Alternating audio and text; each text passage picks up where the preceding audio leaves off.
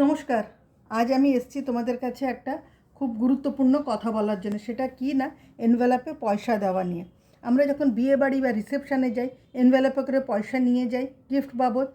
তো আমরা যদি সেরকমই হসপিটালে যখন দেখতে যাই, তখনও যদি এরকম যদি নিয়ে যাই এনভেলপে করে পয়সা, তাহলে কি হয়, রুগী এবং রুগীর পরিবারের জন্য ভালো হয় এবং আমাদেরও ভাল লাগে যে কাউকে অসময় কারোর পাশে দাঁড়াতে পেরেছি। কিন্তু আমরা নিয়ে যাই না।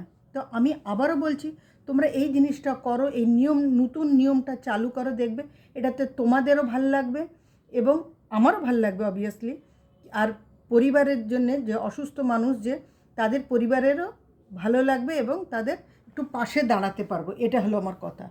যদি তোমাদের এটা ভাল লাগে তাহলে তোমরা please like, share and subscribe করে দিও। নমস্কার। মা